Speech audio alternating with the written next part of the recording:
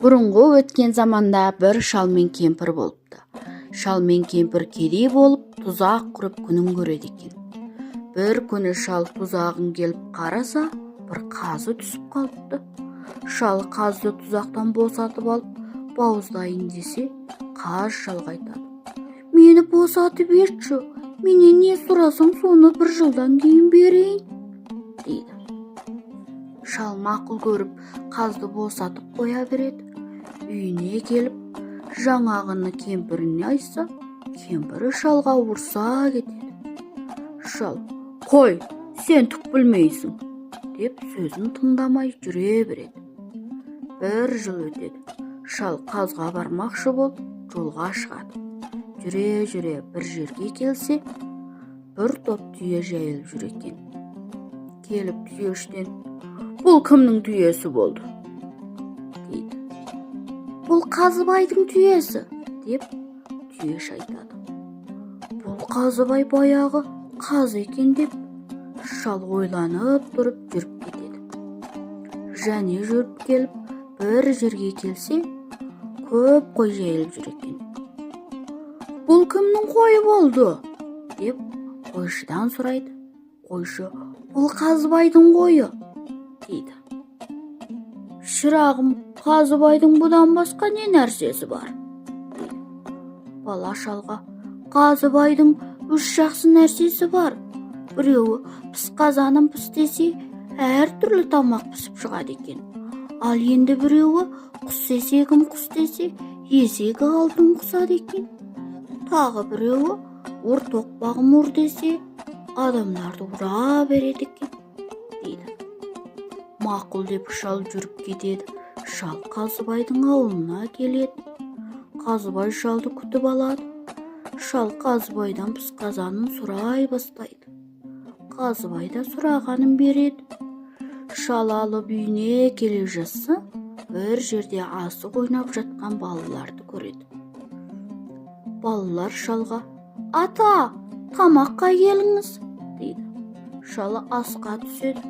Үйге кіріп бара жатып, шал балаларға: "Шырақтарым, пысқазаным пістей көрмеңдер", дейді. Шал үйге кіріп кеткен соң, балалар тыңдасын ба сөзін?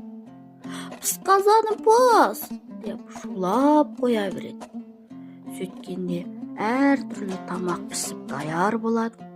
Балалар қазанды айырбастап қояды да, шал шығып қазанды үйіне алып барып, "Пысқазаным пыс" десе, еш нәрсе шықпайды.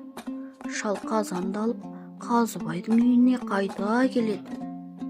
Қазыбайға бұдан еш нәрсе шықпады деп айтады.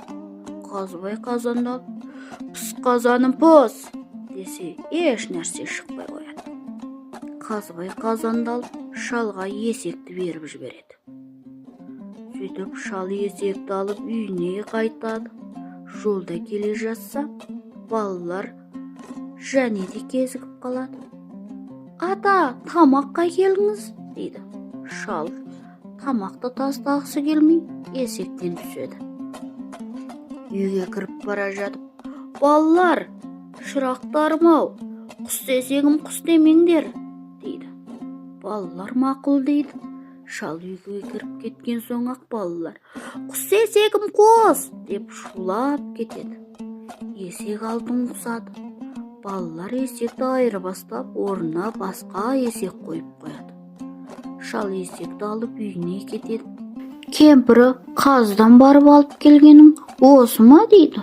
Шал есекке: "Құс есегім құс", десе, еш нәрсе құспайды.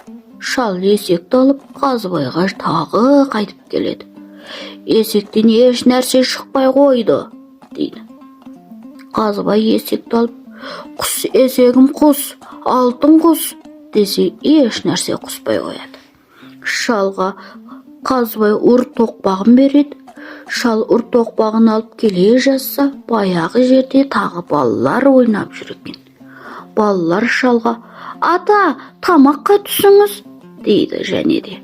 Шал үйге кіріп бара жатып: "Шырақтарым, ұр тоқпағым ұр дей көрмеңдер", дейді.